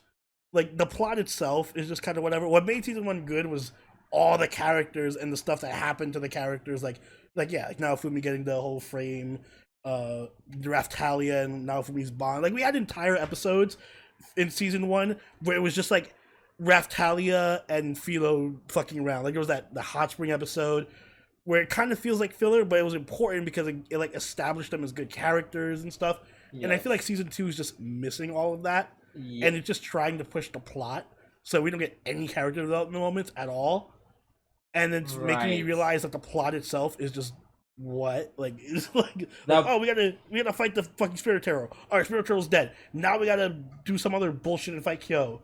I still argue that the plot for season 1 is fine. See, I will agree. Season 2, I don't know what the fuck. Like, a complete, like, what the fuck is this? Like, they just jumped from place to place. Like everything just felt plot armory. Everything just felt very this X and Y Z and having for convenience sake. Just all of it. I just think the writing for the characters was lost. They even tried to do this thing in like episode 12, I think, where it was like they're trying to sort of kill the evil guy as like a foil for Naofumi because he had like a brief flashback where he was like, I was a loser in my previous life, but here it was like a similar story to Naofumi, but then like clearly he turned evil. But then they kind of just like fucking abandoned that and he just died. So I like we got no character development for anyone. No, it was one. just characters appeared. There was like a rotating door of characters would just come in and out every episode. We wouldn't even know.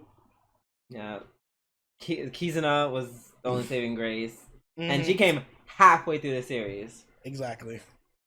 So God, I wish Kizuna was in season 1. She would have had much better moments. Period. Oh my god. Yeah, they just did a lot for. Yeah, so they much just did a lot. Shit happened this show. Just for the sake of what? I don't know. Really. Raftali became Katana hero for some reason. Could she not? Like they're just like she needs a crazy power boost.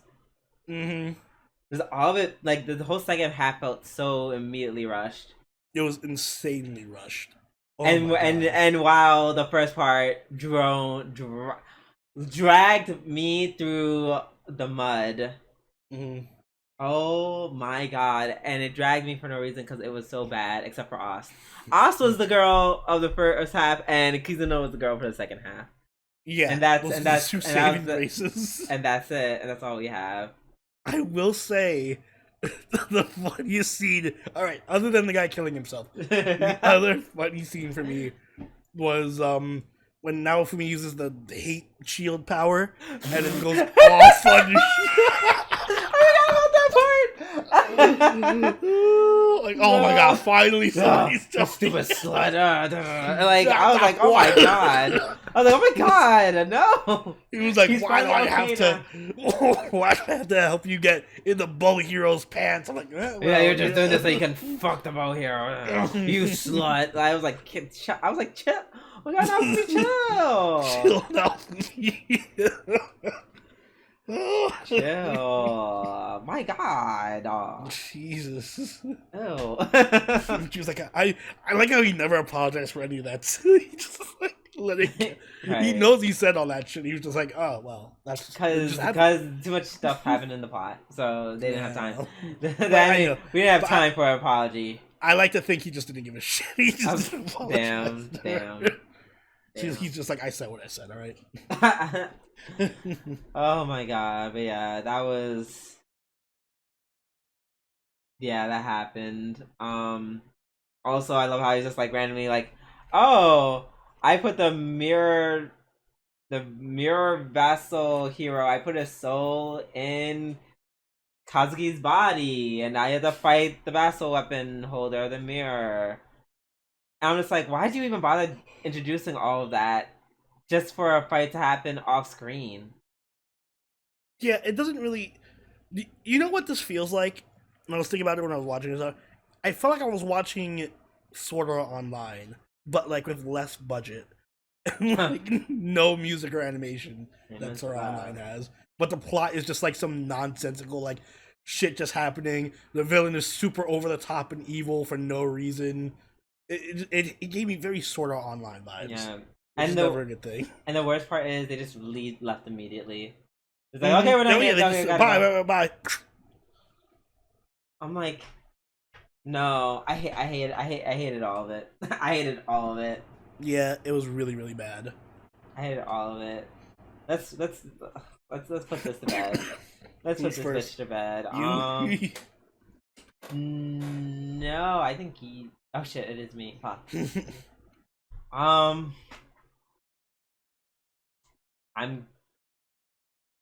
giving it a 5. An average anime deserves an average score. Damn. Like this first half was so bad, and then the second half it got better, but it was just like a hollowed out version of the first season. So mind you, if you spend so much time building up all these characters, why would you ditch them all in season 2 and focus on like a bunch of new ones? Yeah, I feel like Raftalia and especially Philo didn't really even do much this season. No, they were not. They very much they became the Kaguya of the season. They were the Kaguya of the season. Period. It was just, yeah, it was just so bad, and I'm only giving it a 5 because I kind of like the second half more. Yeah, the second half was better, but I'm giving it a 4.5, and it gets the 0.5 for Kizuna. All right, if it wasn't for Kizuna, it would have been a 4. First of all, not you overreacting to my thing. I feel like I influenced your score because you were like, Kizuna was getting it a 4.5 no matter what. You did it. You gave it a whole oof, knowing that you were gonna score lower than it. No, I call bullshit. You were probably gonna give it like a 6 or 5.5 or something. No, if anything, I was giving it a 3. I was moving between 3.5 and 4, and I was like, I get a 4.5. Yeah, I give it a 5. Yeah, right. I already explained I gave it a 5. Why was it getting a not 5? I mean, it was just all right. So 5 being average, I feel like most of the time this show was just below average because it was just so breakneck pace. If it was, let's put it this way: if this wasn't Shield Hero, and I wasn't already attached to these characters or whatever, and this was like an original anime, it would literally be Gendo Guardian tier. Right? It would just be like a 3. Because it would make no sense. I wouldn't care about any of the characters. I mean, okay, like this whole show is just Gendo Guardian makes a lot less sense. Makes a lot less sense than this show does. Does it though? Like I get a lot of stuff happening because of bullshit. But Gendo Guardian was just pure nonsense. Like we literally did not know what was happening every episode. But at least it was funny nonsense. It was funny because it was nonsense. Right. But yeah, if it wasn't rounding off the Shield Hero license, I would not give a shit about it. I would have dropped it at like episode 3. Yes, that part. And I hate rating things like that, but it's a struggle. It's a struggle to get. It was really. Let's put it this way. I was. It's the show I was looking forward to the least every week. I was on Grindr watching the last 2 episodes. Oh, I was fucking farming or something. I mean, but you always do something while you watch anime. Yeah, but like I was farming more intently than I normally do. Well. Yeah. It was my least favorite show this season. Yeah, it was really bad. I was actively like not looking forward to watching it. It was shocking how bad it got. Very, very. Log Horizon curse strikes again. Dun, dun, dun. Is that Log Horizon? Damn, it was Log Horizon. This is Log Horizon. Is that the curse happened a lot sooner for this anime? Unfortunately. All right. Well. Luckily, we won't have to end on that shitty note because we have one more, and that is... What is that? It is... Wait, no, let me say it. Tomodachi Game. Tomodachi Game episodes 11 take the real 12. Tomodachi Game. Yeah, period. Oh my god. Yes, save me. Save us, it did. Yeah, so as we... And once again, I love this show because we all thought once it took us off guard. There's no way you expected it to end it that way, the way it did. We all thought episode 11, episode 12, 11, where we all thought that he found the other dude. We never thought that he was gonna convince the other dude to press the give up button. Yeah, I literally didn't think about that. I thought about 100 other different ways that the show was getting exactly. Never that. In a very obvious way. I'm mad I didn't even think about that. I'm like, oh yeah, he just beat the shit out of his friend. Why didn't I think about that? Right. And then he did and then bitch broke his own finger just to convince the other dude. Yeah, that was the best part. Because I like it because it shows like the thing about Yuichi that I like is that he's like the perfect balance between like batshit insane protagonist and also. But he's compelling enough to still be like compassionate and caring in his own way. Right. So it's like he's still relatable. Yeah, right. He's not completely fucking insane. Yeah. Right. Even that match had like kind of a happy ending where all the friends are like being friendly with each other. Exactly. He was like, yeah, exactly. And whatchamacallit, Tenji was like, but your plan failed because you didn't break up their friendship. Mm-hmm. That's not what happened.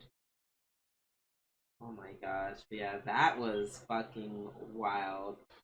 What an ending. Yeah, that was a great ending. The writers from Tomodachi Game need to go rewrite season 3 of Shield Hero. Period. Not you said rewrite season 3. Oh, Season sorry, 3 rewrite didn't, season season 2. 3, season 3 didn't come out. Rewrite it anyways. Rewrite it anyways. Trash it and rewrite it. Right, just in case. Can't trust them. I like when what's her name? Was it Marie? The girl. Yeah. The undercover girl. She like comes in. She's like, "Oh, you knew it was me the whole time. I was working for the organization." He's like, "Oh yeah, that's why I pushed you off the fucking." Duh, yeah, that's why I pushed you. I didn't care about. You imagine it. Yeah. My gosh. But then Shiho and Shibe kind of disappear for a while. Shiho disappeared. They both disappear because they're getting bullied. Because everyone thinks that she stole the money. Understandably. Yeah. Oh my god, I'm so happy they brought that shit up. Remember back in way back when the show first started, episode 1, my complaint was like, why are they giving kids cash? Put it in the locker, and they're like, "Guy, if it's in your locker, you wanted cash. Clearly, you stole it." I'm like, "Damn." Why did you just put it in a bank account? Ooh. Oh my god, yes. But honestly, and this is the thing that I'm not sure. It's like I hate, but I don't. I like, but I hate. Mm-hmm. About Japanese school system. Stop making these kids do literally everything. Yeah, the kids are like way more mature than they should be. And no, it's like I love that, but like no child should they're not ready for that responsibility. The money of my other children. No, I'm the teacher. I will gladly take that cash myself. If anything happens, that shit's on me because I'm a what adult.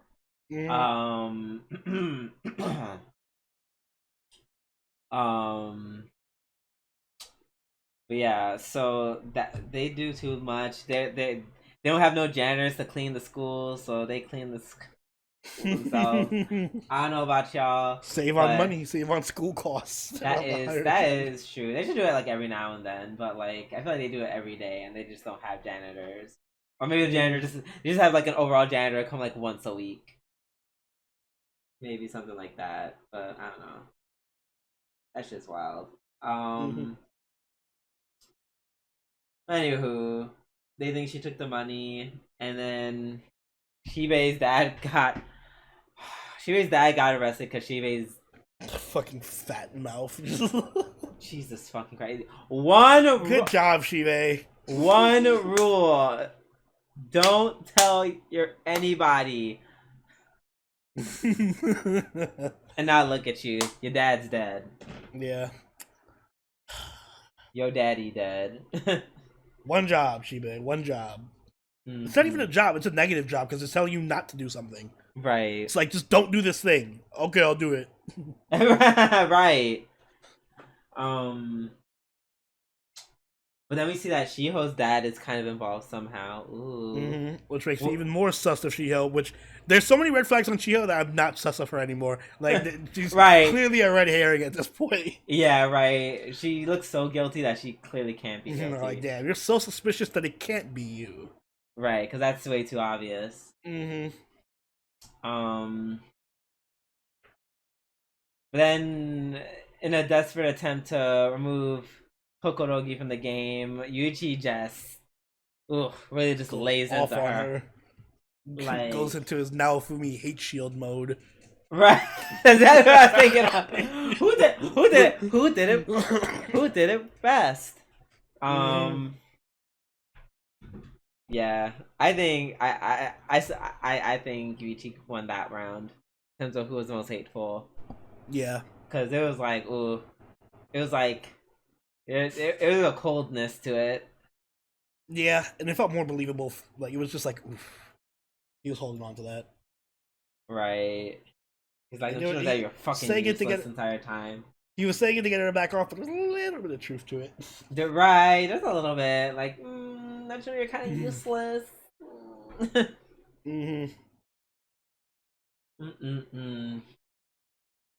And they thought that was gonna work, but nope. Some people kidnapped her and immediately forced Yuichi to play another game, another Tomodachi game. Mm-hmm.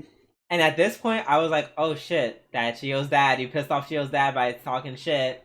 Mm-hmm. And he took the girl. That's not the case. It ends up being some random gang, which once again I Yay. thought was hired by Shio's dad. Mm-hmm. Probably. Right, like I wouldn't be surprised. The games were, first of all, okay. Can we? You say your thing, and we'll say my thing. Am I like being a little too hard on? Okay, so I get not wanting to get punched. Okay, good. We're gonna say the same thing. You're right. I get not getting wanting to get punched. I even get the fingernail, even though at that point I'm like, girl, you're already halfway through it. Like your nails bleeding. At that point, just do it. Mm-hmm. I don't care. She could have danced naked. Yeah, come on. That was a bitch move for him. Like, you decide, Yuichi. She pussy for not dancing. I'm like, come on. You kind of a bitch for that, because you just like literally he gets not stabbed. Even comparable. Homeboy's getting stabbed. Not even comparable. Drew, I'm sorry if that ever happens to us. You're dancing naked. Bitch, I'll dance naked for all three of those things. It's like dance naked or he gets stabbed. Oh, this is a tough choice, Yuichi. You decide. Right? Like, do you want to get stabbed or you want to just naked? Oh. Bitch, I'm taking off. You want to get stabbed right after you had your nails torn out and got punched in the face? Like, oh shit. It's not like they were saying. Now, if it was like some type of sexual abuse, fine. Yeah. Understandable. But getting stabbed versus just dancing naked? Like, come on. Yeah, that's not cool. You not like, only you would dance for me, right? Yes, I just like, oh well, time to take out the trunk. Right. Not even comparable. Right. I mean, honestly, on a good day, I probably would take the punches for you too. Yeah. I probably start with the punches. The fingernail thing. Yeah, I'm not doing the fingernail thing. Sorry, right. I'm very sensitive. right. The punches and the dancing I can do. Right. Period. Oh my god, that was wild. Oh my gosh. Oh, I called the rock paper scissors twist a mile away. I was like, he's going. Oh yeah, he was like, I can't use it because and I'm like, in my mind, I was like, he said nothing about his left hand. I'm like, he's lulling him into a false sense of security. He said nothing about the left hand this entire time. I'm like, he's gonna do. I was like, he's gonna do something stupid like the left hand, isn't it? And boom.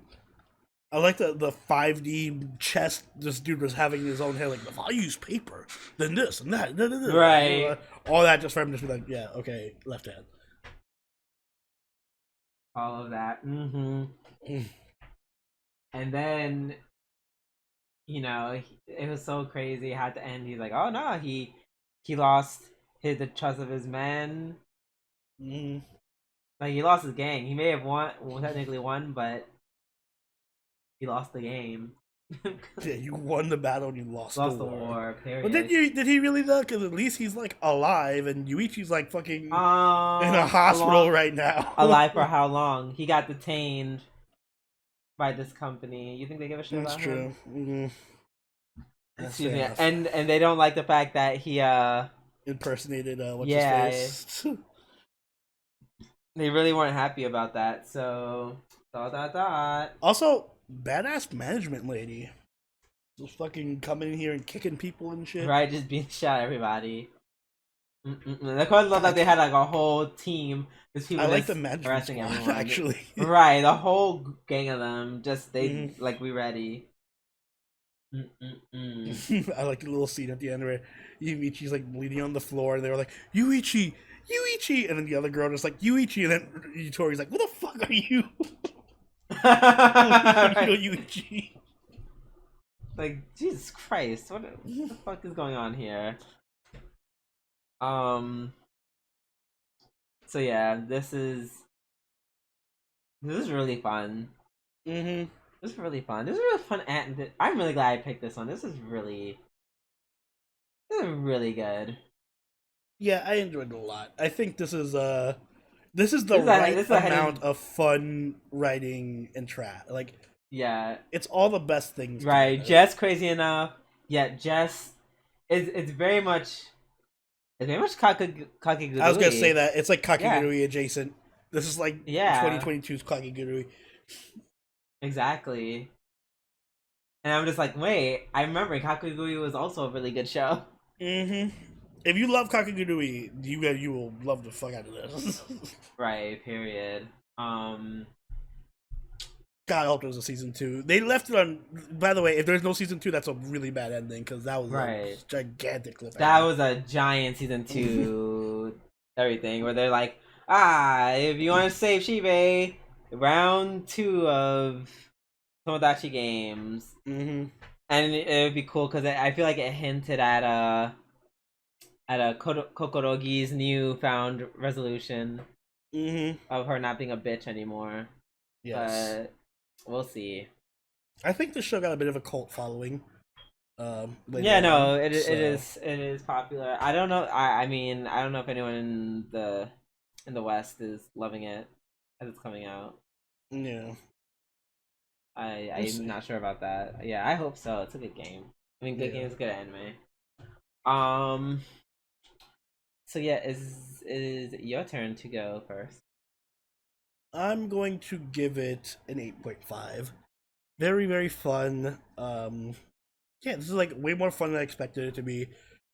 Like Kakegurui, it's a good mix of just like over the top action and mind games. But it's done in a really well written way where like clearly they pay a lot of attention to the writing, and it's done in a way where you can kind of like see the hints and the foreshadowing, so it's like fun. You can kind of play along with it.